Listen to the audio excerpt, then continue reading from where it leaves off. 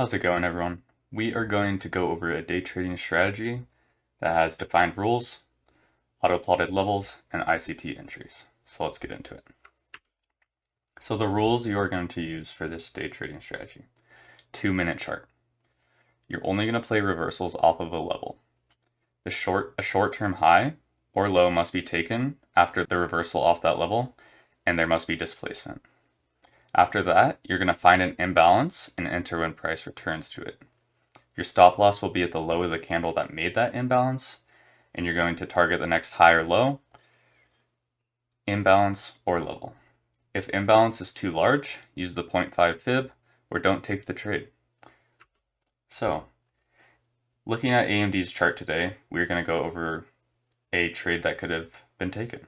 So, if you're looking here, price came down here, hit this level, and reversed, right? So we're looking for short-term high or low to be taken with displacement. Well, right here, breaks short-term high. However, there's no displacement up. Once again, takes the short-term high, no displacement. However, here, once we take this short-term high, we get displacement up. All right, so we find this imbalance here and mark it off. When price returns to this level, this is going to be our entry here, and then we are going to set our stop loss at the low of the candle that made the imbalance, which is right here.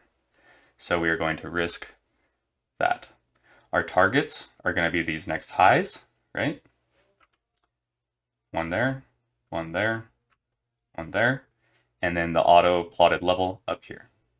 So if we look at this first initial entry, we're risking about 40 cents for, I think it's like 80, so almost 2-to-1 reward to risk. So once you take profit here, I prefer to move my stop to break even here, right? Then you're risk free for the rest of the trade. You're going to be targeting these next levels here. So target hits there, and then hits there. You just want to go over it one more time. Right? We broke this short-term high with displacement, retraced into an imbalance, or in this case, a fair value gap. And then you're going to be targeting these swing highs or auto-plotted levels if they are there. Now, I did mention on the rules, if you have a fair value gap or imbalance that is too large, use the 0.5 pip. Now, why is that? Well, let's say, for example, it reversed here, right? Took out this short-term low.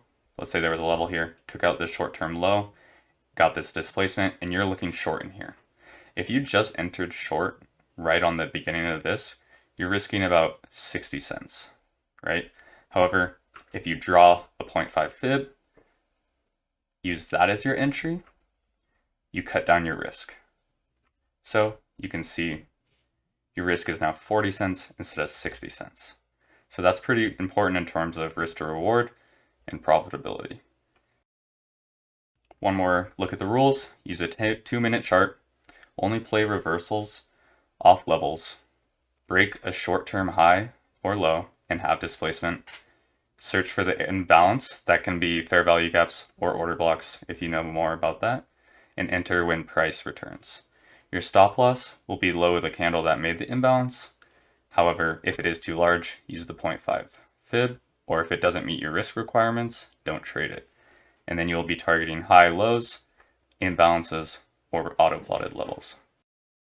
If you have any questions, please leave them in the comments below, and please consider subscribing. Thank you.